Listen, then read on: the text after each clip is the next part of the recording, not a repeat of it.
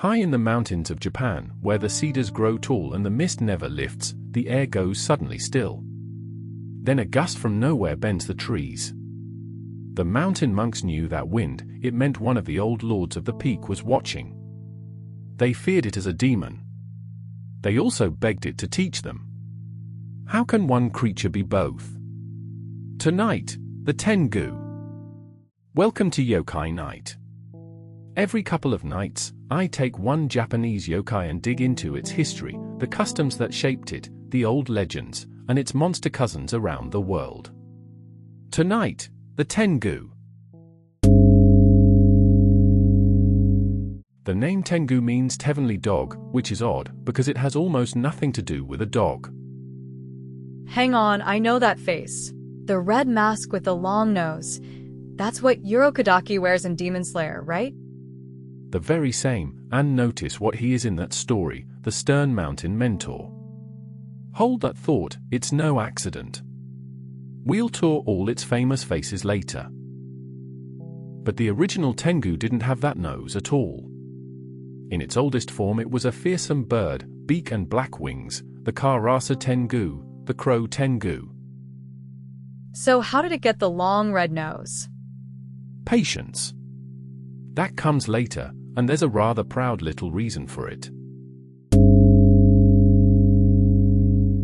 Where did it come from? In the early days, Buddhist writers cast the Tengu as a troublemaker, a proud spirit that led monks astray and disrupted their prayers. Some even tied it to the Garuda, the great winged guardian of Buddhist and Hindu myth, carried east along the Silk Road. So it began as a villain. It did. But the mountains changed it. For centuries, holy men called Yama-busha, mountain ascetics who trained in the peaks, made those summits sacred. Living among the same cliffs and storms, the Tengu slowly became their guardian, even a minor god. A Yama-busha? That's a mountain monk? Exactly, a wandering ascetic who sought power through harsh mountain training. The Tengu wears their very robes. Demon, ascetic, protector, it wore every mask in turn, because the people who feared the mountains both dreaded and revered whatever ruled them. The Tengu is a master of the sword and the martial arts, and its most famous legend says it taught them to a human. A Tengu trained a person? So the story goes. The young warrior Minamoto no Yoshitsune slipped away at night to Mount Kurama, where the great Tengu king, Sōjōbō, taught him to fight like the wind. He grew into one of Japan's greatest swordsmen. So the Tengu is a teacher, not a monster? A bit of both, as ever. It could whip up storms, snatch people away, and humble the arrogant. But meet it with respect, and it might just share its secrets. Did the training pay off? Spectacularly. Yoshitsune became the most brilliant general of his age, winning battle after battle with a speed and cunning that seemed almost supernatural, exactly as a Tengu would teach. But pride, the Tengu's own sin, undid him. Betrayed by his jealous brother the shogun, the hero was hunted across Japan and died young. Even a Tengu's pupil could not escape the lesson of the long nose. So the mountain gave and the mountain took. And Mount Kurama remembers. Pilgrims still climb to the spot where Sōjōbō is said to have trained him, where the air, they say, feels watched.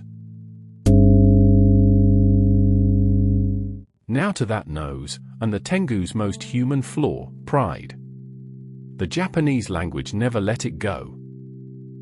How so? To this day, when someone grows boastful, people say they've become a Tengu, Tengu ne naru. The nose, sticking further and further out, is the very picture of a swollen ego. That's brilliant and a little rude. The Tengu would take it as a compliment. With one wave of its feather fan it can summon a wind to flatten a forest, and on its tall one-toothed jita it crosses the mountainside without ever stumbling. It was also blamed for kami kakushi, the spiriting away of people who vanished in the mountains, only to wander home days later, dazed, remembering nothing. Are all Tengu the same? Far from it, there's a strict hierarchy, like a mountain court. At the bottom, the Konoha Tengu, small, wingless little servants who catch fish for their lords and know no magic at all.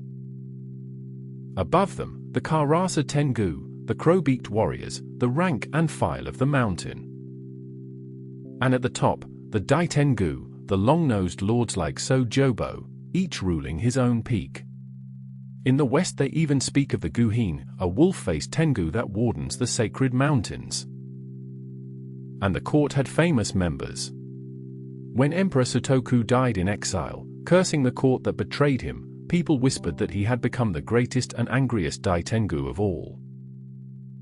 They were blamed for the eerie sounds of the deep forest, stones rattling down from an empty sky, Tengu Tsubute, phantom laughter, great trees that fell in the night with no axe and no stump to be found.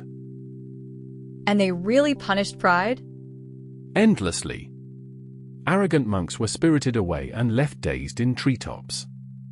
And here is my favorite paperwork in all of folklore. Some villages made a captured Tengu sign a wabi jomon, a written letter of apology, promising to behave. A monster, on a contract. Here's what surprises people. The world is full of proud lords of the high, wild places, and teachers who train a chosen hero. Other countries have Tengu? Cousins in spirit. From India, the Garuda, the great winged guardian the Tengu was once compared to, the very root of its Buddhist story. From Greece, Chiron, the wise mountain mentor who secretly trains young heroes, just as Sōjōbō trained Yoshitsune. And from the Slavic forests, the Leshy, a proud lord of the wild who leads arrogant travelers in endless circles. Different lands, the same proud master of the wild. So tell me, who is the proud guardian of the wild places in your country's myths? Today the Tengu is a proud emblem of Japan's mountains. Its red, long-nosed mask hangs in shrines and homes to ward off misfortune.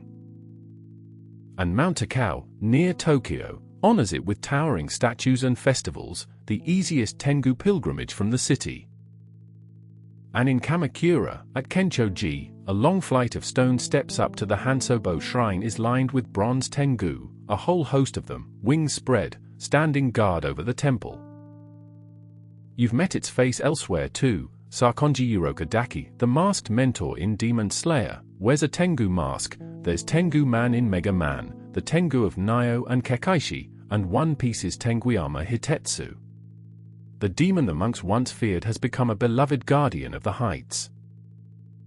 And the Tengu never left. Every winter, it marches through the streets of Tokyo itself. The Shimo Kitazawa Tengu festival parades a giant red mask through the crowds, and at Mount Takao the Yamabusha still walk fire beside it. Look for that long nose, it is never far away. So, demon or teacher? Now you know, it is both, and which one you meet depends entirely on you. The mountain rewards the humble and humbles the proud. That is the whole lore of the Tengu, written right there on its nose. So next time the wind turns sudden and cold on a mountain trail, show a little humility, something old may be watching. If you're enjoying these, subscribe, a new yokai every couple of nights. Next time, a shapeshifter with 9 tails and 1,000 faces, the Kitsune. Until then, sleep well, and don't become a Tengu.